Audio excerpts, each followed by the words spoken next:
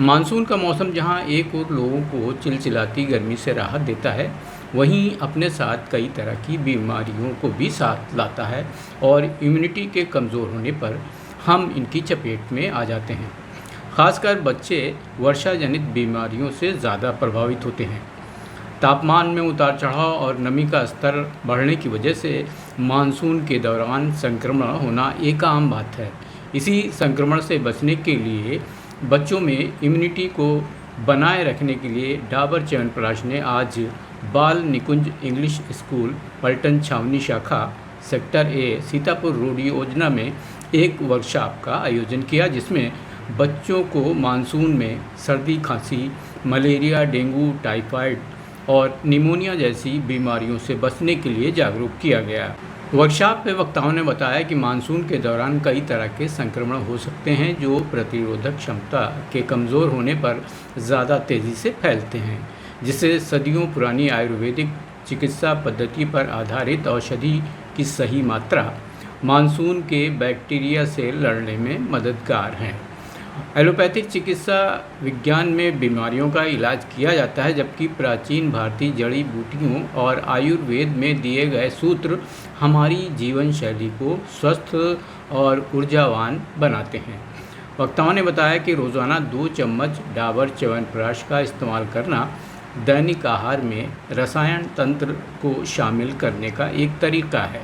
इस मौके पर बताया गया कि च्यवनप्राश एक प्रसिद्ध आयुर्वेदिक सूत्र है, जिसका इस्तेमाल कई दशकों से रोग प्रतिरोधक क्षमता को बढ़ाने और संक्रमण से सुरक्षा प्रदान करने के लिए किया जा रहा है। डाबर च्यवनप्राश अपने रोग प्रतिरोधी प्रभावों के कारण कई तरह की बीमारियों की रोकथाम में मदद करता है।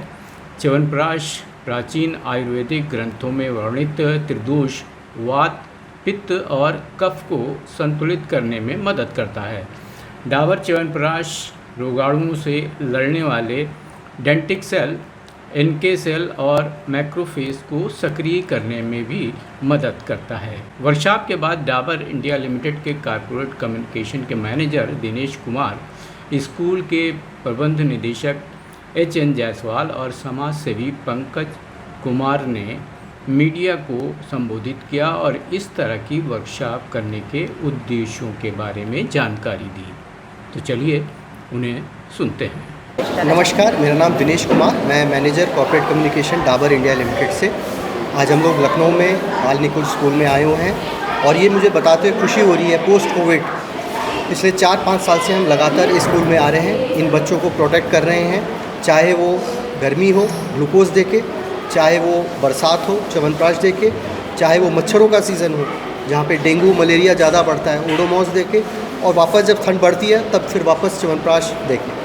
तो ये हमारा CSR एक कैंपेन है जिसको हम कहते हैं Dabur chyawanprash immune India campaign. ये भारत के हम लोग तकरीबन 15 राज्यों में कर रहे हैं, 5000 बच्चों तक हम पहुँच रहे हैं। उनको जागरूक कर रहे हैं बच्चों को कि इस मौसम में, खासकर जो बरसात का मौसम है, बरसात सबको अच्छा लगता है, लेकिन बरसात के साथ साथ जैसे बरसात ख़त्म होता है या बरसात के टाइम में ऐसी बहुत बीमारियां आ जाती हैं जो खासकर बच्चों पे असर करती है।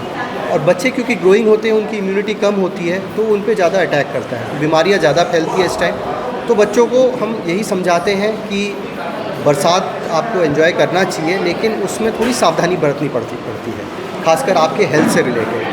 पढ़ाई लिखाई का टाइम है, एग्ज़ाम सर पे है और ये हमारा भविष्य है बच्चे, तो कोई बच्चा ऐसा ना रह जाए कि हेल्थ के कारण पीछे रह जाए। तो वो हमारा उद्देश्य है कि बच्चों को स्वस्थ रखना, उनको समय समय पे आकर उनको सेशन बताना, ऐसी चीज़ें बताना। देखो, जो टीचर्स या प्रिंसिपल मेरे ख्याल से हमेशा उनको बताते रहते हैं। आज पंकज जी द्वारा एक सेशन लिया गया या मेरे द्वारा एक सेशन लिया गया, हम भी वही चीज़ बताते हैं लेकिन थोड़े से रिफ़्रेश फॉर्म में कि क्या करना चाहिए, खेलकूद कितना इम्पॉर्टेंट है। ये हमारा उद्देश्य है कि बच्चे स्वस्थ रहें। हमने शुरुआत ही यही किया था कि पिछले साल जो हम आए थे बच्चे, उनको ही हमने बुलाया और उन्हीं से हमने पूछा कि आप कैसे रहे, कैसा स्वस्थ रहा आपको च्यवनप्राश खाने से पहले और च्यवनप्राश खाने के बाद।